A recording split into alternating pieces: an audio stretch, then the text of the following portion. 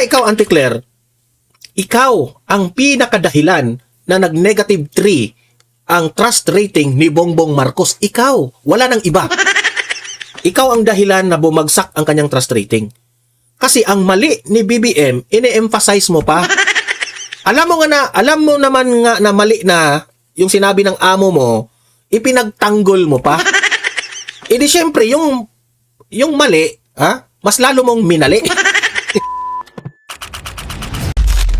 Narito ang Balitang Pinoy TV.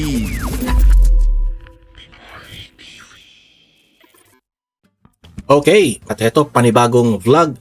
Ang dami nating balita ngayon na dapat natin magre-react tayo. Okay? Ito yung una natin pag-uusapan. Etong Malacanang gets 4.5 billion secret funds. Mantakin nyo? 4.5 billion pesos. Secret funds pa yan, secret pa yan. Sino ba yung laging nagre-reklamo? Tinyo at mga akbayan, dito kayo magreklamo dito sa Malacanang, dito kay Bongbong Marcos. Nakakuha sila ng 4.5 billion, paldong-paldo sila sa secret funds nila. Ay nako, di ba? Mamaya pag-usapan natin 'yan, okay? At heto, pag-usapan din natin itong si Auntie Claire Castro sa isang video na napahiya siya dito sa isang reporter, no? Parang si Auntie Claire ay nahihirapan ng ipagtanggol itong si Bongbong Marcos. Sabi ko sa iyo, Auntie Claire, mag-resign ka na kasi nahihirapan ka na. Mamaya ipapakita natin 'yan. Ito, pangatlo nating balita ay itong si Kiko Barzaga, no? Congressman Kiko Barzaga. Inihalintulad po ang Pilipinas sa kanyang latest video, no? Official statement patungkol po dito sa nangyari sa Venezuela. Okay? Mamaya ipapakita natin 'yan kasi kino-compare po ni Kiko Barzaga ang nangyari sa Venezuela sa sitwasyon natin ngayon sa Pilipinas. Okay? Mamaya. Okay. At heto, may picture akong ipapakita sa inyo at tayo po'y magre-react dito na itong si former President Duterte, ayan makikita nyo, na hawak niya yung batang sanggol. Okay? Babasahin natin yan kung anong nangyari dyan sa isang batang sanggol na nakahawak po si Tatay Digong. Okay? Mamaya po. Kasi gusto kong ipaalam dito sa mga audience ko dito sa Donmar TV kung gaano po katunay na tao na nagmamalasakit ang ating Tatay Digong. Okay? Mamaya. At last but not the least, pag-usapan natin itong si Attorney Harry Roque. No? May update po siya sa nangyari sa ICC. At the same time, ipapakita rin natin ang kanyang vlog patungkol po dito sa ICC update sa pagtulong niya sa mga Duterte. Tinulungan ni Attorney Harry Roque si VP Sara dyan sa Hague, no, sa ICC. Mamaya, importante yan, magre-react tayo kung anong nangyari doon, no?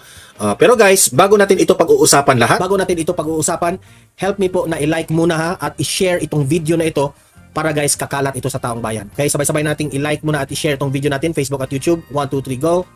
Okay, like and share para maraming makalam. And also guys, paki-subscribe at paki-follow ito para lagi kayong updated sa mga balita na kagaya nito at ma-notify ang inyong mga cellphones kung meron tayong breaking news. Okay? So, kagaya nito, breaking news ito. So, sabay-sabay nating i-follow, i-subscribe, Facebook at YouTube. Ready? Follow, subscribe. 1, 2, 3, go! Ayan, thank you very much. Ito, unahin muna natin itong Malacanang na paldo sila dito kasi pinirmahan na ni Bongbong Marcos yung 2026 National Budget of the Philippines. At heto, binalita ito ng Inquirer. Okay? Gusto ko lang malaman kung ano ang reaksyon ng taong bayan dito. Okay? Marcos office gets 4.5 billion secret funds for 2026. Di ba? Sobrang laki ang 4.5 billion secret funds alone. Secret funds alone, ha? Iba pa dyan yung tunay na budget ng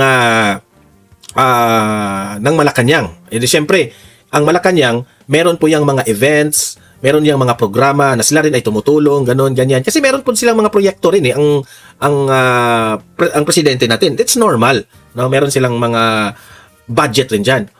Pero I don't know kung itong 4.5 billion pesos ay confidential funds ba ito? Intelligent funds ba ito? Bakit may bago na namang pangalan? Secret funds. Tapos, kung merong magrereklamo dito, i-secret nga eh. Di ba? Ano masasabi nyo dyan sa secret funds na yan? Bakit sila Hontiveros? Bakit sila Dilima? bakit itong pare na si Father Flaviano at yan si sino yan? Si Cielo Magno, bakit hindi nyo questionin ito? Bilyones ito ha. 4.5 billion pesos po ito. Kung ikukumpara mo ito sa confidential funds ni BP Sara na issue sa kanila, sa mga kalaban ni BP Sara, wala sa kalingkingan po, ayan. Kasi maraming taong nagtatanong, 4.5 billion yan, Don Mar. Sobrang laki niyan. Tapos, tatawagin pa nilang secret funds. So, hindi natin malalaman kung paano igagasta yung 4.5 billion na yan. Di ba? So, mag-iisip na naman ang taong bayan dyan. Ikukurap na naman yung 4.5 billion na yan. Di ba? Kasi, paano natin malalaman yan? COA, nagtatanong lang tayo ha, itong 4.5 billion secret funds, ililiquidate ba ito? Kasi sa pagkakaalam ko, mga ganitong funds na itong putang inang funds na yan, hindi na naman yan ililiquidate kasi sasabihin na naman nila, secret ka eh. Kaya nga tinawag na secret funds kasi secret. 4.5 billion. So, hindi yan ililiquidate kasi secret. So, saan yan mapupunta? Kaya pala, paldo na paldo. Sabi nila, ang Malacanang. Sa panahon po ni former President Duterte, walang mga ganito. Nahihiya po si Tatay Digong ng mga ganitong kalakaran nila. Confidential funds. Intelligence funds. Normal lang yan. Walang problema yan. Pero itong secret funds ito, for what? Nagtatanong lang kami, ano yung mga sikreto nyo dyan? Na dapat talaga 4.5 billion ang halaga. Di ba? Ngayon, nananawagan ako sa mga akbayan, sa mga Makabayan Black, ni na Franz Castro, kayo yung reklamo ng reklamo. Mahilig ba kayong magreklamo? Sige nga, Trillanes, kayo. Ano ang masasabi nyo dito? Paimbestigahan nyo rin ito. Mahilig kayo mang-imbestiga kay BP Sara sa confidential funds niya. Ito raw. Hindi nyo kaya, no? Hindi nyo kaya. Kasi mga gunggong kayo. Mga gunggong kayo eh. Basta lang galit kayo kay BP Sara, kaya nyo ginigipit yung tao. Pero itong 4.5 billion na secret funds ng Malacanang, tamimi kayo. Wala kayong kibo ngayon. Kasi, halik sa puwet. Mga halik sa puwet kayo, kaya hindi kayo mananalo during elections. Kasi napaghalataan kayo, you are not consistent sa mga ipinaglalaban ninyo. Kasi kung consistent kayo na you are not for corruption, dapat questionin nyo rin ito. Dapat tanungin nyo rin ito. Dapat imbestigahan nyo rin ito. Di ba? Hindi lang yung confidential funds ni VP Sara. Yeah? Sa pagkakaalam namin, dahil kalaban nyo ang mga Duterte, basta kahit gaano ka liit yung, compared to this one, imbestigahan ninyo. Mga gunggong pala kayo eh. Di ba? Sige. 4.5 billion secret funds yan. Walang delikadesa sa taong bayan. Hindi na nahiya. Ang kapal na ng mga mukha nila.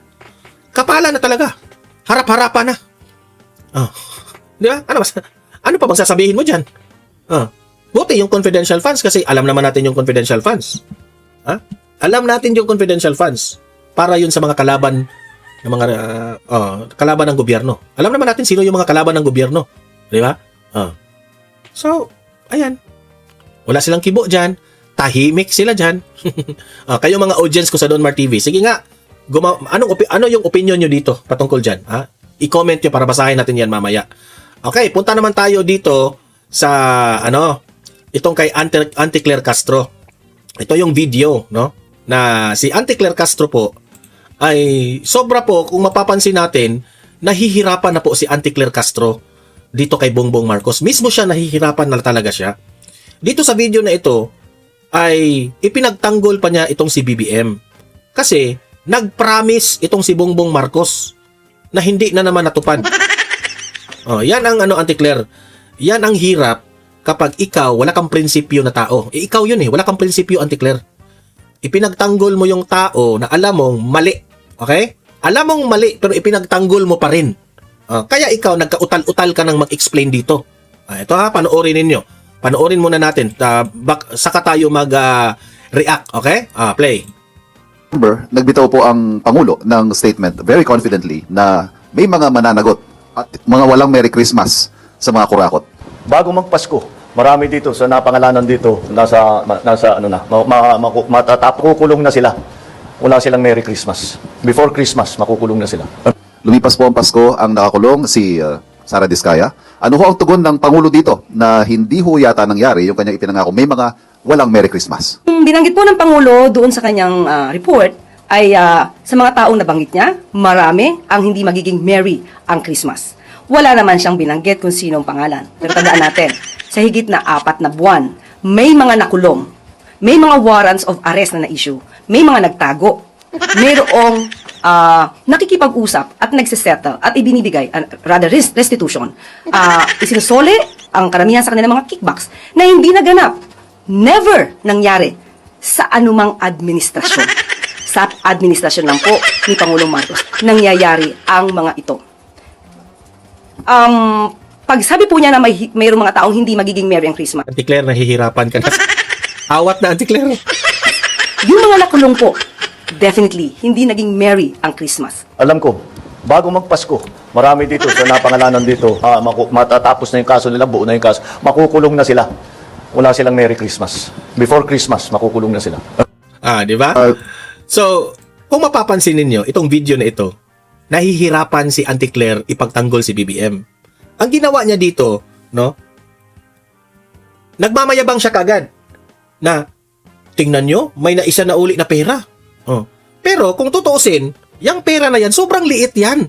Sa sobrang laking nawala na pera, sa sobrang laking ninakaw na bilyones na pera, ang ipinagmayabang niya, milyon-milyon lang ang sisa na uli. Do you think satisfied na kami doon? Na ipinakita doon sa DOJ ba yun? Anong opisina yun? Na DILG ba yun? Isinauli yung pera raw sa nakaw ng korupsyon. Pero milyon-milyon lang yun, no? Mga, I don't know I'm not so familiar with the exact numbers, pero mga 100 to 200 million, no? Ganun. Sana walang sobrang laking bilyones. Bilyon-bilyon po ang mga nawawala, Auntie Claire.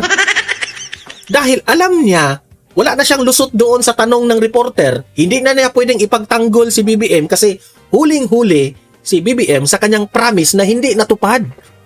Sinabi po ni BBM, meron pong makukulong bago magpasko. Pero hindi nangyari. Kaya ikaw ngayon, Auntie Claire, no? Saksi kami. Pati ikaw nagmamayabang ka dun eh. Sinabi ng Pangulo, na bago magpasko may mahuhuli na. Ay, sinong nahuli? Sinong nakulong? Si Diskaya. Ang tanong, may nakulong bang mga congressman? May nakulong bang yung nakalagay doon sa pangalan nila yung mga insertions? Yung mga ghost projects involved na mga congressman? Wala. 'Di ba? Kulang na lang sasabihin mo na si Duterte na lang ang may kasalanan sa lahat ng 'yan. Di ba? Kaya ikaw, Auntie Claire, ikaw ang pinakadahilan na nag-negative 3 ang trust rating ni Bongbong Marcos. Ikaw, wala nang iba. Ikaw ang dahilan na bumagsak ang kanyang trust rating. Kasi ang mali ni BBM, ine-emphasize mo pa. Alam mo naman nga na mali na yung sinabi ng amo mo, ipinagtanggol mo pa. E di syempre, yung mali, mas lalo mong minali. So good job, Auntie Claire. Ikaw na ang spokesperson. Ikaw na ang pinaka-worst. Totoo. Ikaw talaga ang pinaka-worst kasi po, ikaw yung tumutulong na para pabagsakin ang trust rating ng isang pangulo. Hindi ko nga maintindihan ni Bongbong Marcos na hindi niya nakikita yan. Akala niya siguro ang mga ginagawa nitong si Auntie Claire ay nakakatulong sa kanya. Alam mo, Mr. President, ang una mong gawin para medyo tumaas-taas naman yung trust rating mo, ang una mong gawin, no? Tanggalin mo ito. Tanggalin mo ito. Yan ang pinakapayo ko sa iyo, Mr. President. Pero sa bagay, Mr. President, gusto namin na mananatili yan si Auntie Claire dyan sa Malacanang kasi wala na kaming babanatan eh. Wala nang clown, wala nang joker dyan sa Malacanang. Di ba? So, ang reporter nagtanong, bakit hindi natupad ang pangako? Ipinagtanggol niya. Mali-mali naman. So, lalong babagsak si BBM niyan. Ay, nako. Sorry, Auntie Claire ha. Pero, prangkahan tayo dito. Ikaw ang dahilan ng lahat. Okay. Punta naman tayo dito. Dito sa kay Kiko Barzaga. Punta tayo dito kasi kino-compare ni Congressman Kiko Barzaga ang nangyari sa Venezuela. No? Kasi yung leader raw doon ay medyo bangag rin, no? At inihilan tulad niya kasi yung Pilipinas, ang leader natin bangag rin. Ito. Panoorin po natin si Kiko Barzaga. Play. My fellow citizens, Venezuelan dictator Maduro is now gone. American special forces have captured the notorious Venezuelan drug lord and president in an operation last week, shaking the geopolitical situation of the world. This action, whether or not it is conflicting with international law, will inevitably benefit the Venezuelan people and economy. We face a similar problem in our country. President Marcos, who has been implicated in his involvement in wide-scale plunder, illegal substance abuse, and human rights abuses, has grown too powerful to be prosecuted by Philippine law, which is why I appeal to the international community, both as a citizen and as a member of the House of Representatives, that foreign intervention is necessary on humanitarian grounds. Too many people have died due to President Marcos's corruption, and many more will die if we stay silent. That will be all. God bless the Philippines.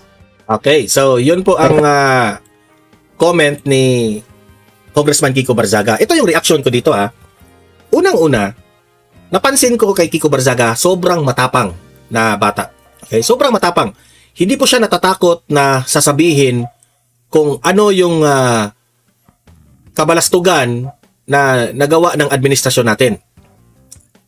Administrasyon pala nila. Kasi po, no, ang gusto niyang mangyari, kung ano yung ginawa ng Amerika sa Venezuela, no? Para bang sinabi ni Kiko dito na, Ito na nga mga kabalita. Ano na ang masasabi nyo patungkol sa balitang ito? Please comment down below mga kabalita. Pag-usapan natin yan sa comment section. At kung di ka pa nakasubscribe sa ating channel, baka naman